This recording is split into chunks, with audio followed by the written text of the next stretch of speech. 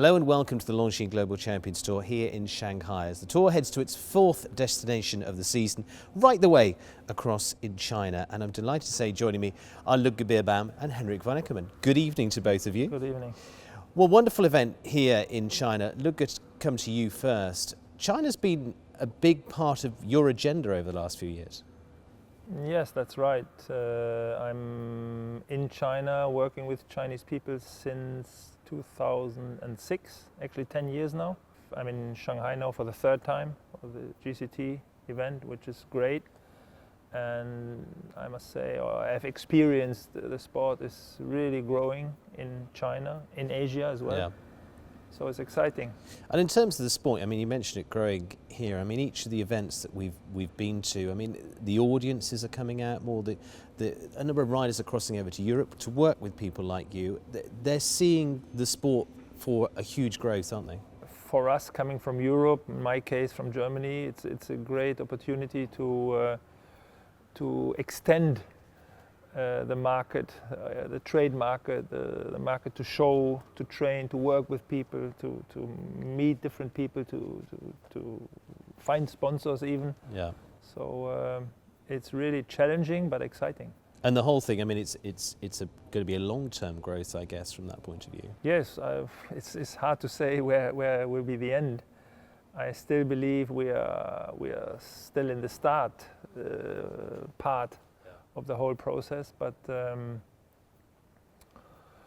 even 10 years ago it would have been hard to imagine that 10 years later, or actually 7 years from when I started, we would have such a big show here in Shanghai. And if you see that, it's as I said, it's really exciting, and it's actually nice for me also to be part of this whole situation. Well, you mentioned training in there, which brings me neatly to the man alongside you, Henrik.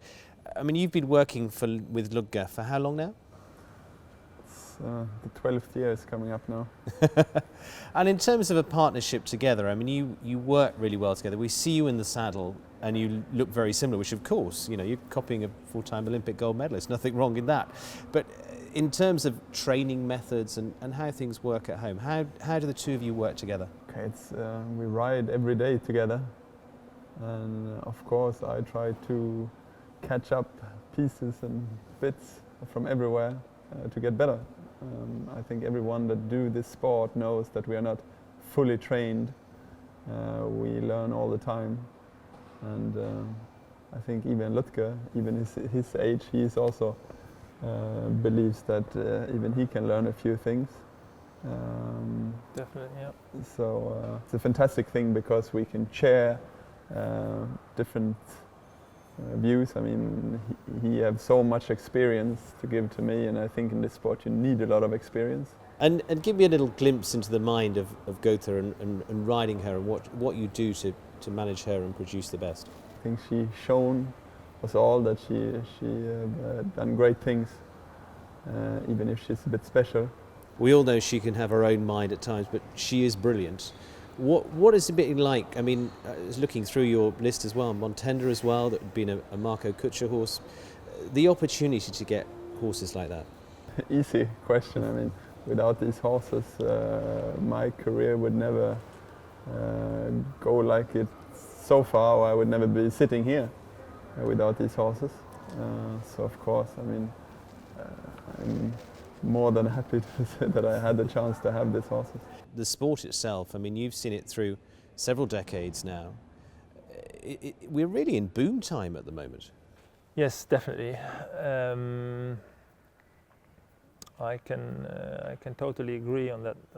I think the sport has developed tremendously because of a lot of reasons, for sure. I think the globalization actually also helped our industry, but also because, for example, the GCT, what Jan has done here in the past 10, 12 years has been phenomenal.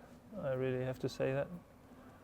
And that way also we got a bit more healthy competition between shows and series and, you know, organizers. Yeah. And thanks to that, I think we are complaining on a high level. And Henrik, from your point of view, I mean, you're really coming in, you know, your prime time now to be part of this. Of course, I'm enjoying the moment. No, but I'm also lucky to be in this moment. I just have to try to stay up there. Grab it with both hands. Yeah. And how do you, I mean, in terms of, I mean, Ludger's mentioned it there, globalisation of the sport. I mean, now, even in the last few weeks, we've covered from Miami to new event in Mexico to here to Shanghai, Antwerp in between.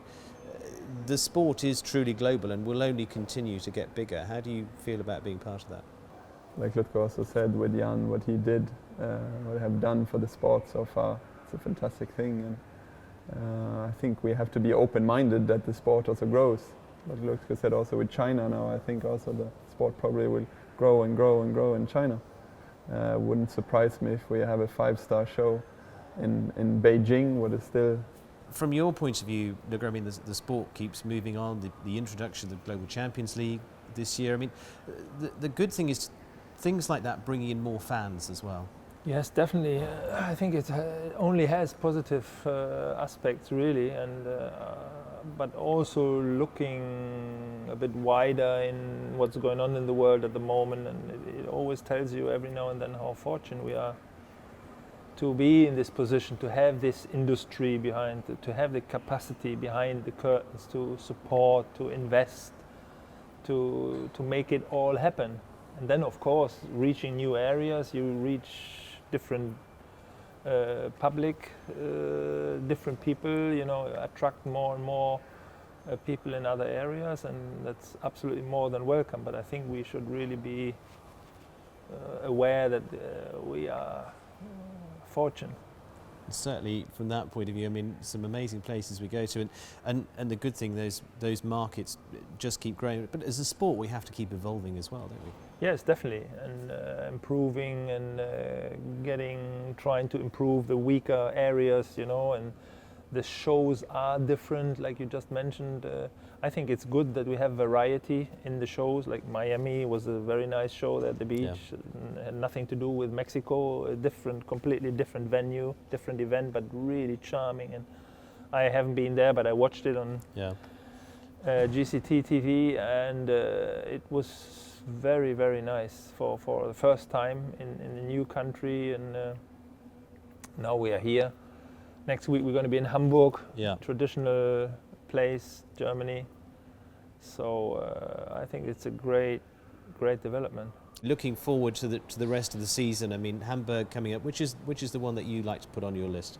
I don't mind as long as I had the chance to win something. It doesn't matter if it's Hamburg or if it's tomorrow in Shanghai. Winning one always feels like a good venue. Exactly. You always want to go back there. And looking ahead to Hamburg as well, I mean, for you, I mean, you go in as a legend of the sport wherever you go in the various parts, but I mean in Germany as well. I mean, the welcome there is massive.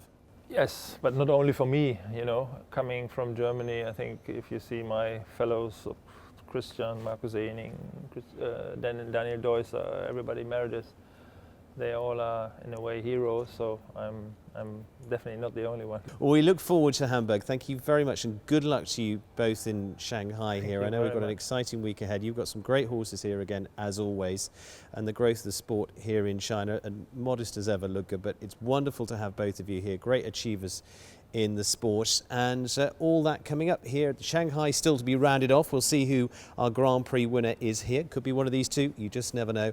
And of course the upcoming weeks on the Longines Global Champions Tour.